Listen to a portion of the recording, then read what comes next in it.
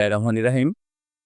আমরা এখন কথা বলতেছি কেন্দ্রীয় বিএনপি আ নেতা, বাংলাদেশ জাতীয়তাবাদী স্বেচ্ছাসেবক দলের সাবেক উপদেষ্টা ছিলেন। তো ব্রাহ্মণবাড়িয়া জেলা বিএনপির অন্যতম সদস্য করবা উপজেলা বিএনপির সাবেক সহসভাপতি ইঞ্জিনিয়ার নাজমুল হুদা। কিছুদিন আগে আমরা একটা শোকে ভারাক্রান্ত যে আমাদের চাচা উনার প্রিয় আব্বাজান বিশিষ্ট সমাজসেবক বিশিষ্ট মাস্টার এবং মোহাম্মদ আব্দুল খন্দকারের আজকে আ দোয়া মাহফিল এবং উনার কবর জিয়ারত প্লাস উনার স্মরণ সভা এজন্য আমরা আসছি। এ ব্যাপারে উনার কাছে আমি জানতে চাচ্ছি যে আমাদের যেই যে চাচা উনার সামাজিক পারিপার্শ্বিক প্লাস স্মৃতিচারণ। ধন্যবাদ আপনাকে। আ আমি ইঞ্জিনিয়ার মোহাম্মদ নাজিবুর রহমান খন্দকার। আমি অ্যাসোসিয়েশন অফ ইঞ্জিনিয়ার্স অ্যাব এর ভাইস প্রেসিডেন্ট। আমি ওই কেন্দ্রীয় স্বেচ্ছাসেবক দলের সাবেক অ্যাডভাইজার ছিলাম। জেলা বিএনপির সদস্য আগে। তো কসবা উপজেলা বিএনপির সহসভাপতি ছিলাম। তো আজকে আমার মনটা আ খুবই খারাপ। কারণ গত ২৩শে এপ্রিল আমার প্রিয় বাবা ইন্তেকাল করেছে। উম আসলে রাজনীতি বলেন, ব্যক্তিত্ব বলেন, এগুলি আমি উনার কাছ থেকে শেখা। উনি আমার শিক্ষকও বটে ছিলেন। আজকে ওনাকে হারিয়ে আমি আমার সবচেয়ে বড় অর্জনকে হারিয়েছি। যার জন্য আমার আসলে কথা বলার মানুষগুলো ছিল না। তারপরও যেহেতু এই সিচুয়েশন ওনারা আমার কাছে কষ্ট করেছেন এই জন্য কিছু বলতে হচ্ছে। আমার বাবা সত্যিকার অর্থে একজন সমাজসেবী, দেশপ্রেমিক ব্যক্তি।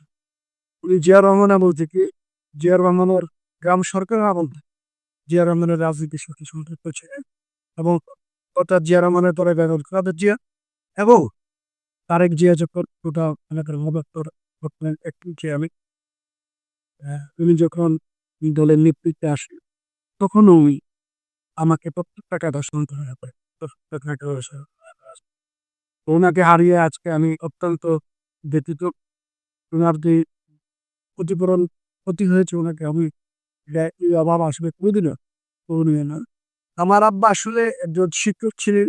শিক্ষক তো শিক্ষক মানে মানুষ গড়ার কারিগর। উনি আমাদেরকেও মানুষ করেছেন। ছোট সময় ওনার একটা স্মৃতি আমার মনে পড়ছে।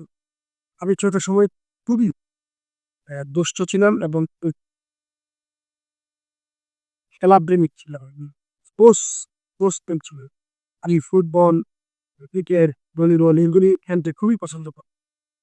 তো যেকোনো সময় আমাদের এখানে স্কুল ফাঁকি দিয়ে আমি অনেক দূর পর্যন্ত গিয়েছি। তো একসময় আমার স্কুল থেকে আমি অনেক সময় স্কুলে না গিয়েও ফুটবল খেলেছি।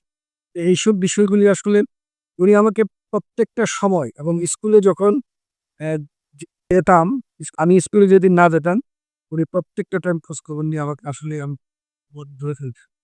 এই বিষয়গুলি আমাকে এখনো খুব ভয় পেতাম ওনাকে আমি এবং উনার জন্যই বেসিক্যালি আসলে আমি এই ইঞ্জিনিয়ার হইতে পেরেছি এবং এখন ইনশাআল্লাহ সমাজের জন্য কিছু করব সেই আশা আমি করতে ব্যর্থ হচ্ছি। এখন বিজনেস করি। হ্যাঁ, বিজনেস করি। বিজনেস করতে যেয়ে আমার ছোটখাটো আ ইন্ডাস্ট্রি আছে। তো ইন্ডাস্ট্রি নিয়ে আমি কাজ করতেছি এবং আমার ইন্ডাস্ট্রিতে আমার শব্দ এলাকার অনেক ছেলেরাই যতটুকু সম্ভব আমি চেষ্টা করি তাদের চাকরি দেওয়ার জন্য। যদি দেখি যে আমার এলাকার ছেলেরা ন্যূনতম যোগ্যতাও থাকে, আমি তাদেরকেই প্রোভাইড করার চেষ্টা করি। এবং ভবিষ্যতে আমি একটি কাজটা করে দেব ইনশাল্লাহ। আমার তো রাজনীতি করাই অ্যা আদর্শগত রাজনীতি। আমি কোনো টার্গেট দিয়ে রাজনীতি করি না। আমাকে এমপি মন্ত্রী হতে হবে। এমন কোনো টার্গেট আমার আসলে নেই। দলকে ভালোবাসি। দলের পক্ষে জীবনে ১ম থেকেই দলের জন্য কাজ করে আসছি।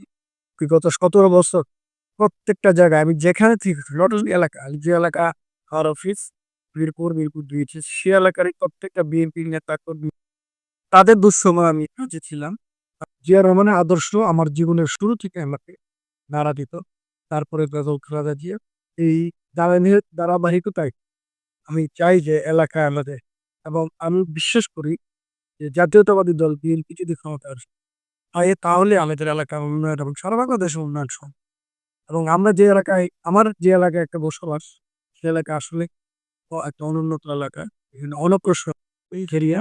তা আমি আশা করি যদি সামনে বিএনপি ক্ষমতায় আসে আর আমাকে যদি দল মনোনয়ন দেয়, আমি যদি ইনশাল্লাহ কিন্তু অবশ্যই আমি সবচেয়ে